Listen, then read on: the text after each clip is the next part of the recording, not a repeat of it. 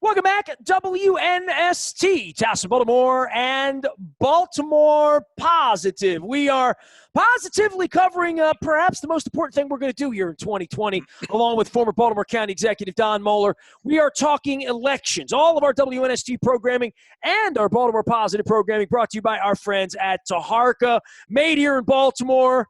Man, this is my favorite. All of a sudden, pistachio has moved ahead of honey graham. Did I tell you?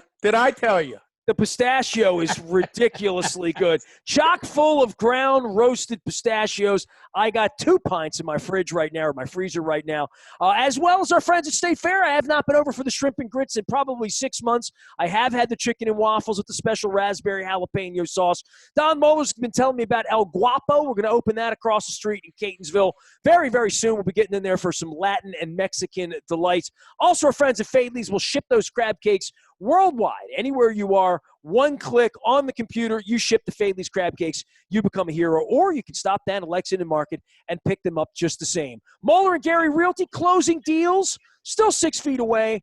Go to MoellerandGary.com to learn more. And, of course, Jeff Moeller, Don's son, joined us last month to talk all things housing and the market and low interest rates. Don, I'm going to let you do the honors because election week was born of your frustration in early June.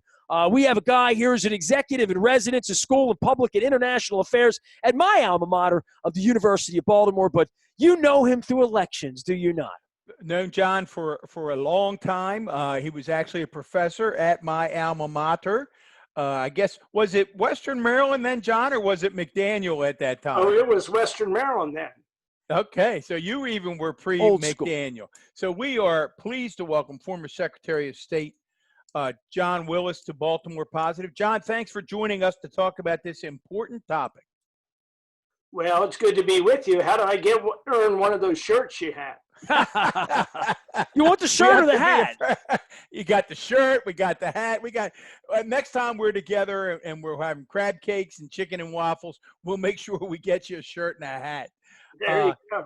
There you go. John, let's just, you really are one of the state experts on elections. I mean, you study the data, you drill down and down and down.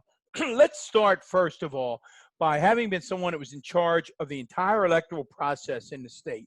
Give our listeners a sense of what kind of pressure and how challenging it is for local boards to make sure that it's easy to vote and that elections are something that we all have confidence in. Well, I'm glad you phrased the question that way because election administration is a complex task. Imagine if everybody in motor vehicles had to show up on the same day to register their car, or if everybody had to get a shot, an immunization on the same day.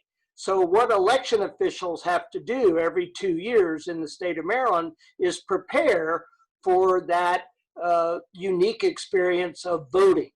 And so it is a large task. And in Maryland, we're no longer a small state. We have over 4 million registered voters.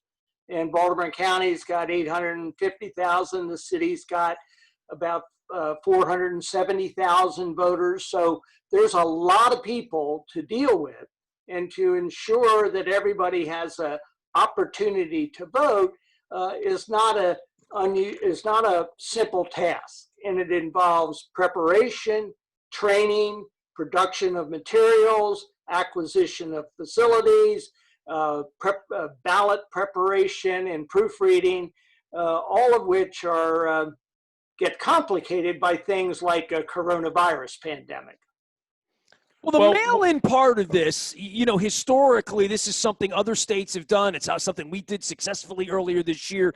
I think this is where it gets muddled because all of us young old-timers, and I'll consider myself even as a student of Don Moeller's a young old-timer at this point, gathered and gone to the elementary school or the school in the neighborhood or wherever they have voted, even going back to pulling the levers and having the forms that then, in the modern era sort of slide through as you go out the door. This year has been completely different for me. I'm 52, and the ballots came this year, and I filled out the bubble, and I mailed it in. And then there was the process of going online and checking to make sure that my vote was counted. And It was a little clunkier, and I guess I'm a little older than a millennial. I'm not young enough to be completely hip to mobile and all of that, and old enough to have pulled a lever. But I think the whole country's coming together in a different way now with the digital part of this and then the U.S. postal part of this, where you register online and they're mailing you different things, that it has gotten a little muddled. And I think even as a 52-year-old guy that hosts Baltimore Positive, this is a little bit of a confusing period of time where, do I go online? Are they mailing me something? What am I getting? And I think that Don and I are trying to set the record straight, because it really has changed dramatically in a pretty short period of time as to the amount of options we now have, right? Oh, you're absolutely correct about the change. And every time you have system change, whether you transition from, you mentioned a couple different voting methods.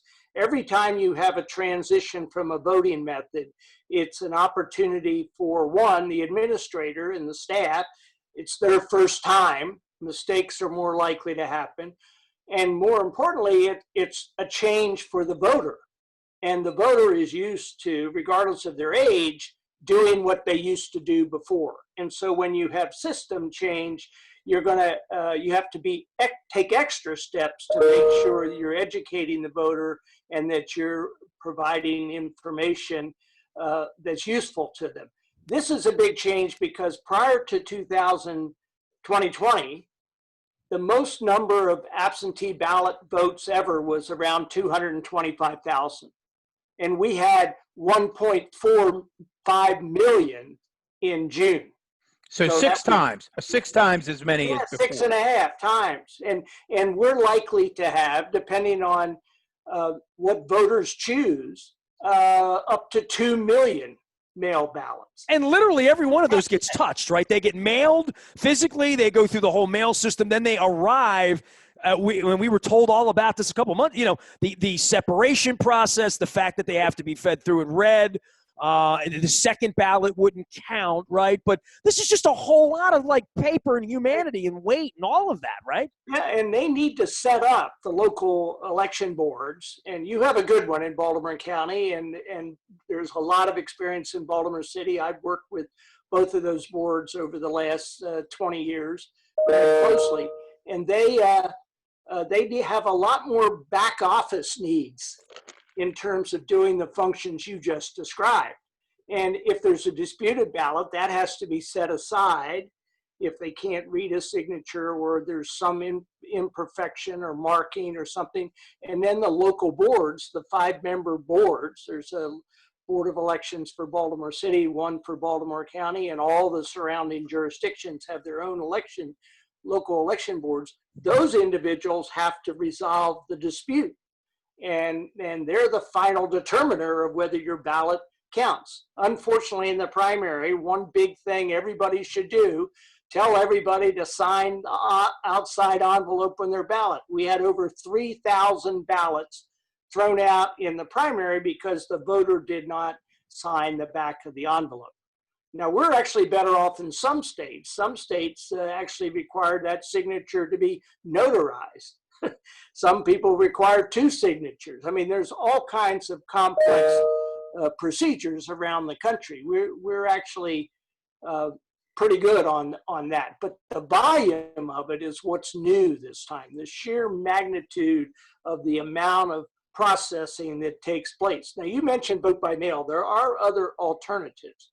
We had almost 200,000 people in June not return their ballot by mail. They received their ballot by mail, but they took it to a drop box. And there were drop boxes in all the jurisdictions. We had 15 of them in Baltimore City. And so that's an option to use a drop box. Now, that's a wonderful method, right? And that's an elongated period of time, right? That sits out there for a couple of weeks. At what point do we drop box? Well, we typically it was about started the same time that early voting did, which was the second Thursday before. The state board, now that the governor's letter and yesterday's proclamation is on the table, they'll work out that exact start date of when you can return to what drop boxes. But that's something you may want to publicize in this program and just send it out, is because many people don't have access, believe it or not, they don't drive, they don't have access to a car. Going to a post office can be, not all post offices are in ideal locations. So a drop box, whether it's near a library or a school or at the county office building, is a reasonable alternative. I work a lot with the National Vote at Home Institute that's based as a big national board. Former Secretary of State of Oregon runs it. I communicate with him regularly, and they've taken to using a term is vote at home. So you're not really using the mails to vote. You're marking your ballot at home, and then how you deliver it is up to you. You can take it to an early voting center. You can take it to a polling place. You can take it to the election board, or you can use a drop box. And in fact, in Oregon, which was the first state to have regular, consistent, statewide vote by mail, 60% of their ballots are delivered to a drop box. They're not really mailed. And so we want to encourage people to take advantage of that, particularly the closer to the election. Say you get your ballot on the Friday before election. You really don't have time to put it in the mail and get it postmarked and delivered, in time. In Maryland, the key thing is postmark. So to be sure, take it down. That's what I did in the primary. I took mine to the drop box in front of the local board of elections and put it there. I still miss the levers, John. I'm not going to lie to you. I don't you remember this, Don, but there was a county commissioner, Murray Levy, from Charles County. He had voted in the old lever machines, and he won well. He got a lot of votes in Charles County, was president of the commissioners, but he one time had an election and he got 0 votes out of a particular machine in his home precinct. And what happened was the lever machines break, and they're subject to mechanical failure. Well, I remember hanging chads had the whole country. Yeah, they're the worst. They're the worst. We had that in Carroll County one time, hanging chads. On a school board race, they declared the wrong winner the first time, and then they had to rerun the ballots in Frederick County and found out that Ed Lippy, the incumbent, actually won. I have a feeling a guy of your age and era has done a lot of hanging chad interviews over the course of years, right? If you're in the election business, right? Now, what bothered me was Montgomery County, and you remember Marie Garber? She was the director of elections statewide years ago, and she was the Montgomery, very experienced. I learned a little bit from Marie, but she frightened me one time because Montgomery used the punch cards. They used to, the staff in the office would scrape off the chad. Well, that's like casting votes when you do it, because you're either causing an overvote, meaning people are making more than one selection, or you're casting a ballot for somebody that wasn't intended to be cast. So chads were the worst. Punch cards were the worst. Don, you remember the All-Star ballots they would give us at Memorial Stadium, right? That's the only thing I know from the hanging chads. Because I get be punching in there for Mark Belanger. Robbie Alomar. I still got Robbie. John, 2020, here we are, and we've got a president who literally every single day, more than once, tweets trying to stoke this fear in the American public that you're no longer going to be able to count on fair elections in the United States of America. You, as opposed to the president, have studied voting all across this nation.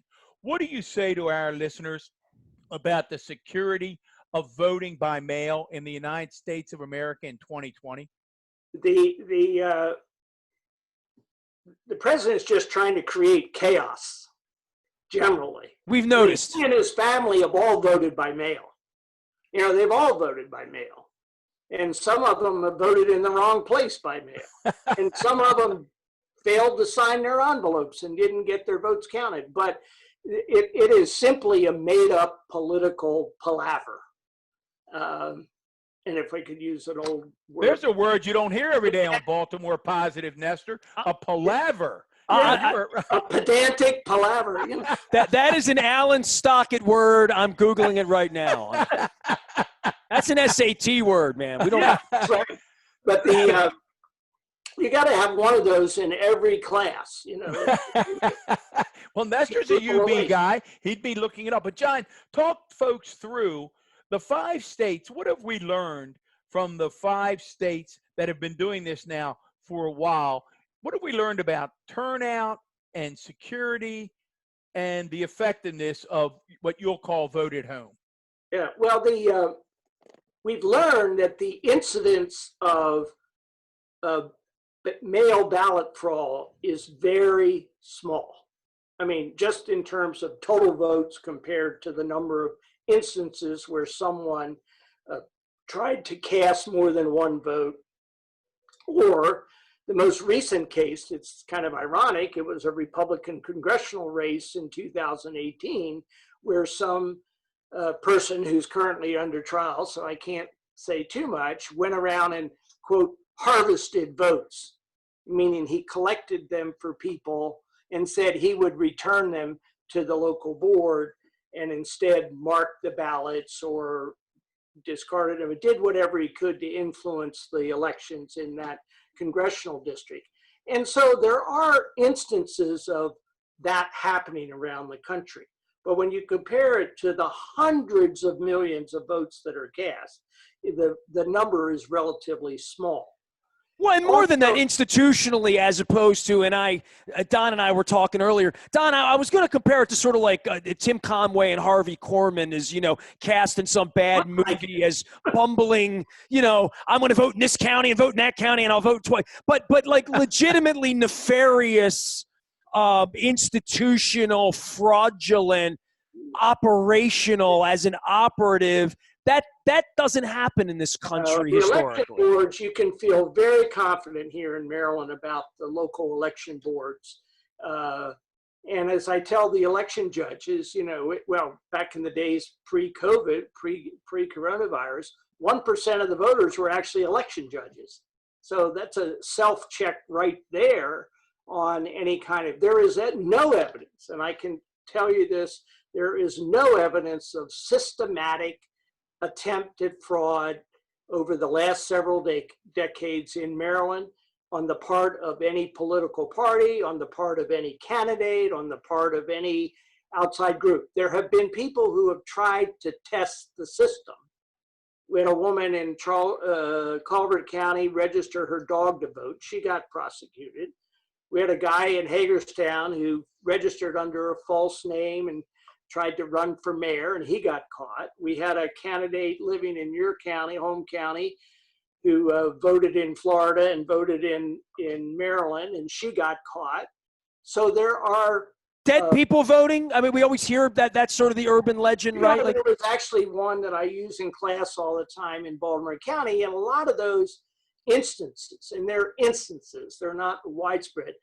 A father dies the weekend before the election, the son goes in and votes for the father, or the mother for the daughter, or you get those kinds of stories that happen. In the old days, the dead voter story was basically when everything was hand processed, the card was pulled improperly. The voter authority card was pulled improperly from a stack, and the person signed it and voted, and when they went to reconcile the ballots post-election, they found an error. There was in the old city paper, there was an old expose from the early 90s and 80s that tracked down every one of Sowerberry's claims, from the 1994 and found nothing, Well, that's not unlike, John. It's not unlike, right, that the president, what's getting lost in all this is President Trump had a commission to find voter fraud and irregularities, and they shut down because they couldn't, the president's own commission could not find any.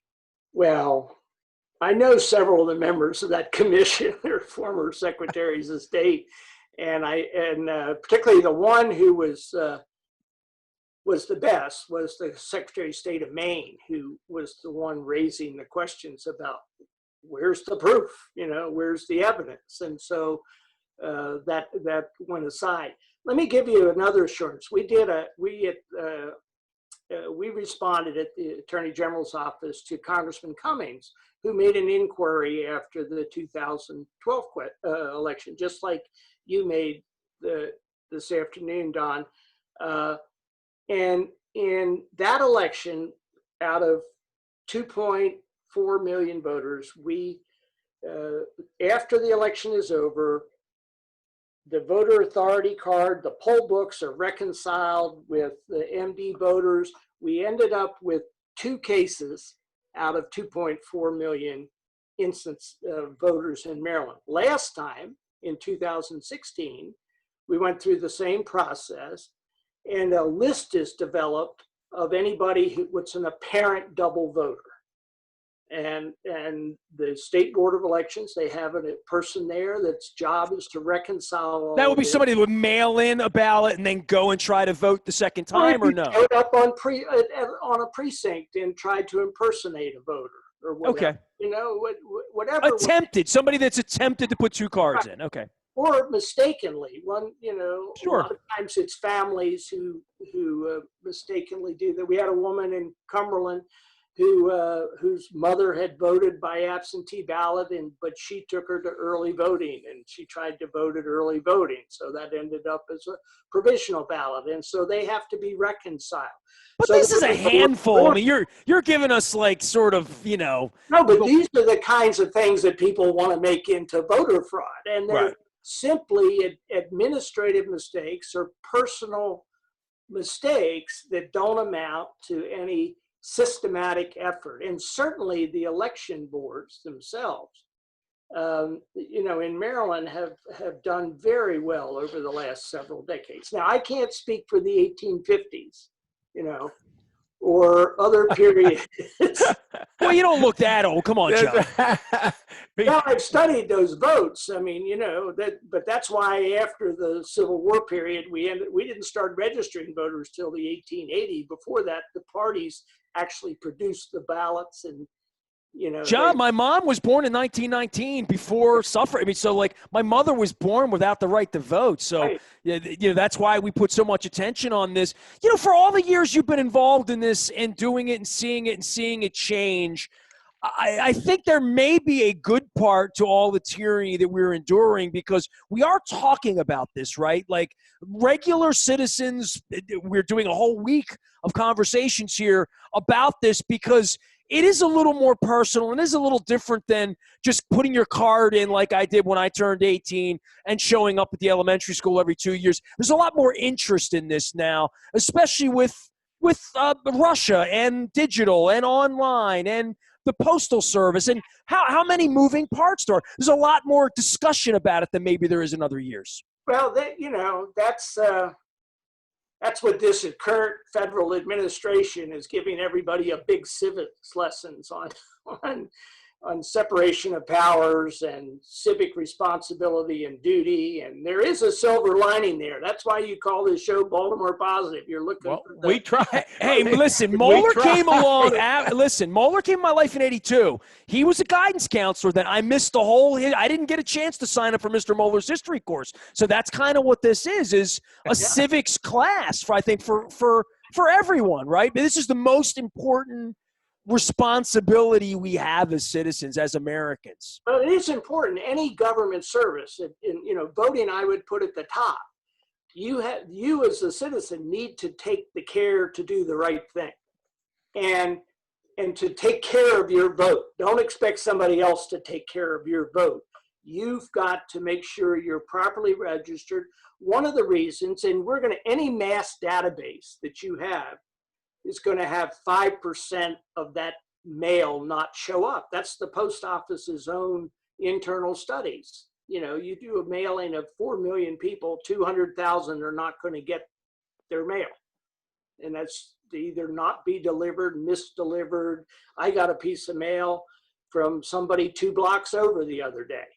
That's not no fault of the person over. So That's been going on all of our lives, literally, right? I still get mail, and it follows me from address to address. I've moved several times. I'm always dumbfounded. I still get mail addressed to my mother, who has been gone 22 years. It's just like you said, John, things just happen, but there's not massive fraud. Now, No. speaking of voting, you've been pretty outspoken.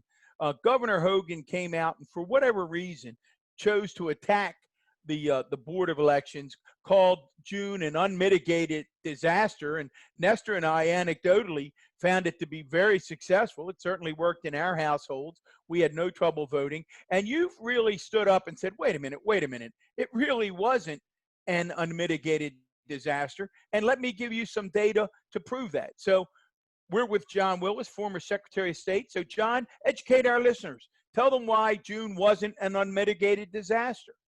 Well, again, I think, before I critique the election, let me just say this. I do this every day. I teach this, I write about it, I research it. And the best thing we could do in this country is to take the politicians out of the administrative process. Let the professional administrators run the elections like they do in Canada. Because a lot of the comments that get said and the adjectives that are used have no basis in fact. And so the governor was upset over certain anecdotal reports he got, others in Annapolis, about ballots that were late or whatever. And there were a set of things he was upset about. In one, 90,000 voters in Prince George's County got their instructions in Spanish, when not their ballot, although he says ballots in the paper. It wasn't the ballots that were in Spanish, it was the instructions were in Spanish. And so a second mailing had to be done to those people who got that Spanish ballot instruction. But we had the largest turnout ever in the history of presidential primary elections, with over 1.5 million people voting. Make it easier for people to vote, they'll vote, right? Make it something that... The other thing that happened, which is unusual, is the county, the jurisdiction with the highest turnout was Baltimore City. That doesn't happen in a normal election. You have to go back to in the 1950s when Baltimore was 50% of the state's population, or post-World War II era, to find that situation of where Baltimore's turnout was actually better than any other county. And it was the highest turnout in Baltimore City for a presidential Democratic primary in the history of the state. So I don't know how you can call that an unmitigated disaster when the turnout numbers were excessive. Four jurisdictions set records. We had this sort of that wonky thing in the first with the typo. That was kind of a weird thing, right? Pardon? That we had that in the first year, we had a typo. For the first councilmatic district, what happened was they first of all, you have to understand there are hundreds of ballot styles. And so when they proofed them before they sent it back to the printer, they corrected an error. But when it went back to the printer in the first district, there was a line left out about a judge race. So there was an extra space. What happened is the ballots got misaligned. They were printed with the wrong timing marks. And when the voters went to cast them, they were not capturing the vote in that judge race because of the misprinting of the ballot. And so those ballots had to be hand marked and then run through again. But there was no fraud, there was no whatever. It took extra time for the Baltimore City Board of Elections to process those ballots because they had to hand count them. And that's what happened there.